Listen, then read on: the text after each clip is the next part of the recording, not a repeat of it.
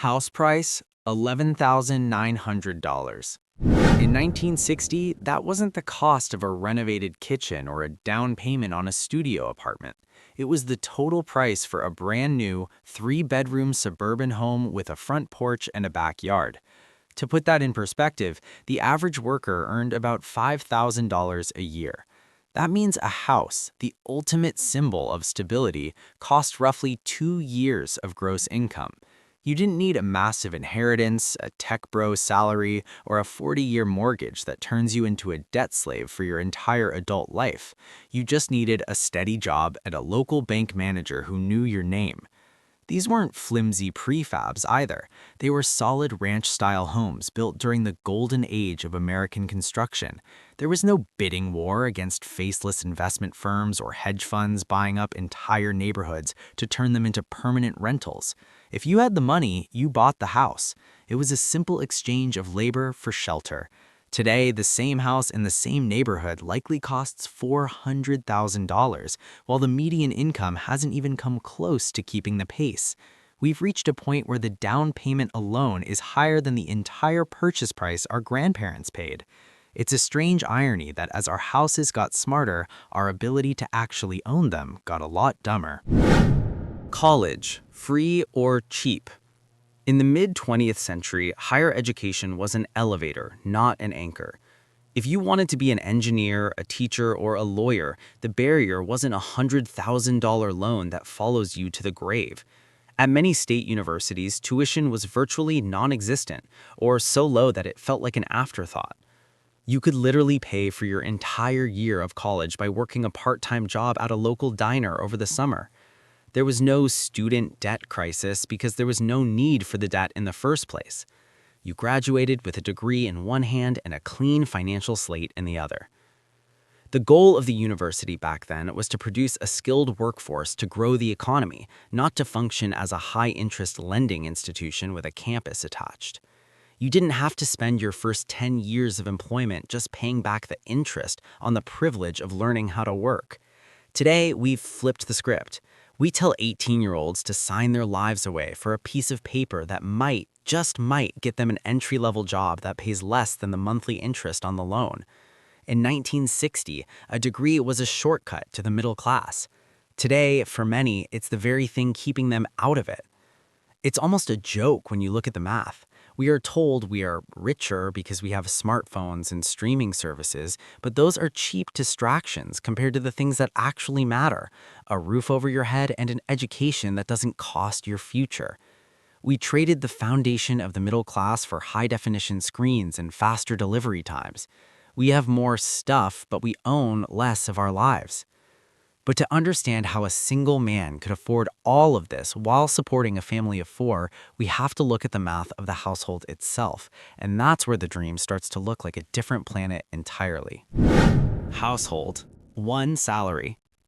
The math of the modern household is a frantic race where 2 people run as fast as they can just to stay in the same place.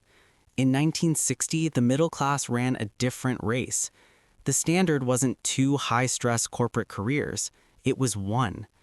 A single income, whether from a factory worker, a mid-level clerk, or a local salesman, was enough to support a family of 4.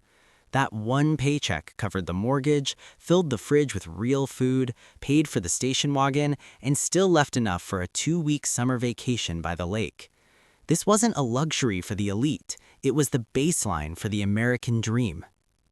The most valuable thing that single salary bought wasn't the house or the car, it was time.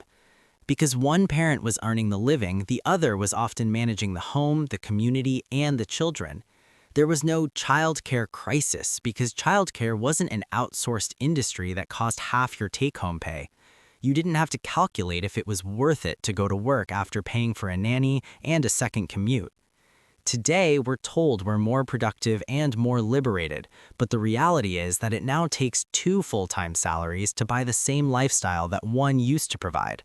We've doubled the labor and somehow halved the peace of mind. It's a subtle trap. We have more appliances to save us time, yet we have less time than ever. We have smart homes that we're rarely in because we're at the office trying to pay for them. In 1960, the weekend was actually a weekend. The 40-hour work week wasn't a suggestion or a starting point, it was a boundary. When you left the office, you left the work. There were no emails haunting your dinner table and no side hustles required to keep the lights on.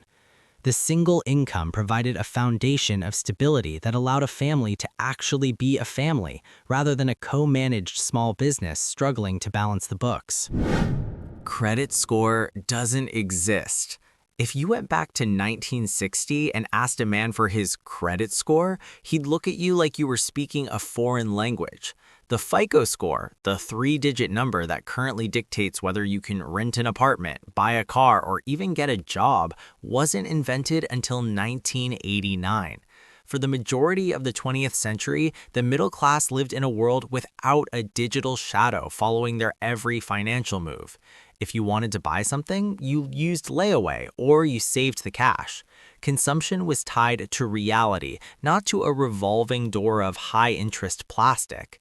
Today, we are born into a system where our worthiness as humans is calculated by an algorithm. We are encouraged to go into debt just to prove we can pay it back, creating a circular logic that only benefits the lenders. In 1960, if a bank gave you a loan, it was based on your character, your history in the town, and the actual value of your collateral. There was no predatory credit-building culture designed to keep you on a leash of 24% interest rates. People owned their lives because they owned their things. Today, we subsidize our lifestyle through a series of digital permissions that can be revoked if our score drops 10 points. It's the ultimate irony of the talking banana era. We have more access to money than our grandparents did, but we have less actual wealth. We've replaced the solid floor of the middle class with a fragile tightrope of credit. We live in a world of buy now, pay forever, while they lived in a world of work now, own it today. The 1960s middle class wasn't a miracle. It was just a system where the numbers actually added up in favor of the human, not the institution.